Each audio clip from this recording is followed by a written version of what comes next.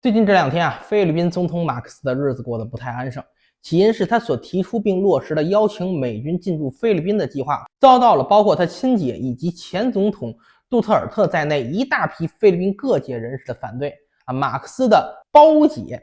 参议员艾美·马克思甚至公开发出质问我们和台海冲突有什么关系？以此来质疑菲律宾开放提供给美军的军事基地。距离台岛的距离实在是来得过于接近，以至于让人无法相信美军不会将其用作介入台湾的跳板。而美军一旦这么做，拿菲律宾当作进攻出发阵地，以武力介入台湾，那首先毫无疑问的就是菲律宾必然会被美国裹挟牵扯，绑上战车，而遭到战火波及。因为菲律宾本土的美军基地遭到解放军的反制打击而一并挨炸。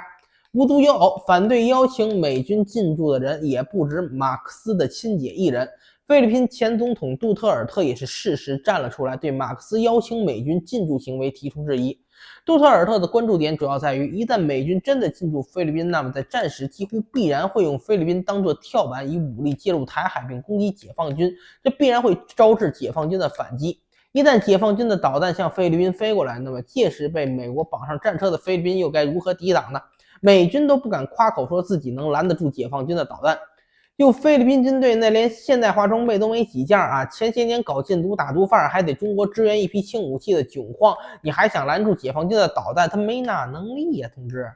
之所以菲律宾目前会出现这种情况总统马克思忙着邀美军进驻，而另一派菲律宾国内同样有相当势力、有影响力的大人物意见完全不同，他们甚至公开反对集体声讨马克思本质上还是不同利益所致。像菲律宾这种前殖民地国家，名义上虽然独立自主，但受到其宗主国的影响仍然非常之深。美国曾长期殖民菲律宾对其影响力就算到了今天依旧强大。比较有代表性的就是菲律宾军方菲律宾军队的前身是协助美军打下手，经营菲律宾当地治安，帮助美国人维护统治的仆从军，其性质和印度军队曾经给英国打下手一样。迄今为止，菲律宾军队在政治倾向上仍然表现得非常亲美。而且咱们前面也说了，菲律宾作为前殖民地国家，其国内本身政治环境就是山头林立，派系纵横。说的再简单点，就是各派系团体都有各自的利益。你想和中国做生意赚钱，那是你的利益；我还想和美国人套近乎，换取美国支持，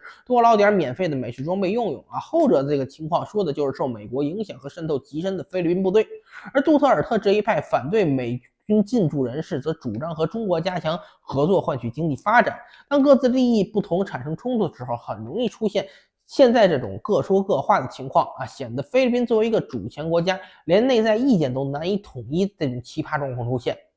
马克思本身并没有杜特尔特那样政治手腕和背景，在菲律宾国内这种山头林立、派系纵横的政治环境里，想要让自己的政令畅通无阻地施展开，就必须拉拢不同派系拧到一起。于是我们就能看到，马克思在首个拉拢对象上选择了菲律宾军方，这也难怪军方作为强力部门，如果对马克思抱以大力支持，那么马克思在很多事情上遇到的难题就会变得迎刃而解。但有道是按下了葫芦浮起瓢，马克思是拉拢了亲美的菲律宾军方，与美国合作，邀请美军进驻。那边跟中国关系好，保持着大量经济往来的派系就不乐意了。邀美军进入，这必然会招致中国反制。自杜特尔特时代延续下来的中非经济合作和众多经贸往来也会因此大受影响，受到很大的经济损失。包括马克思的姐姐和杜特尔特等极具影响力的人物，也正是因为看到这一点，才反对马克思贴近美国策略。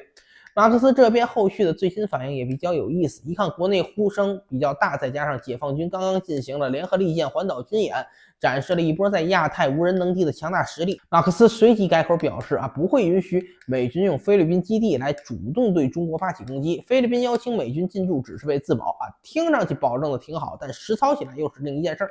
咱们都知道，美军进驻这个事情对全世界所有的驻美军国家来说都属于是请神容易送神难。你把美军请进来很容易，但你要把美军送走，或者是让美军依照你地盘上的规则行事，那无异于异想天开。大家可以看看驻韩美军和驻日美军是什么德行哪个听从过驻军国的意见和建议了？那还不是美军想怎么样就怎么样，我行我素你尽管抗议你的，听你的一句话算我输。只能说马克思寄希望于把美军请进门之后，还让美军听自己的话，按照菲律宾的规则和利益办事儿，那实在是把他们想的太简单了。就是觉得听他说这话的人太好糊弄，没常识。美国人在菲律宾驻军后但凡还能按照菲律宾的要求和规则来办事儿，那美军横行霸道世界那么多年，不就是白给了？总的来说，马克思基于自己的个人政治利益诉求，将其凌驾于菲律宾国家利益之上，冒着开战即挨打的风险，拉拢菲律宾军方支持，邀美军驻军，这本身不是什么能摆得上台面的高明之举，更是作为前殖民地国家菲律宾的一种悲哀。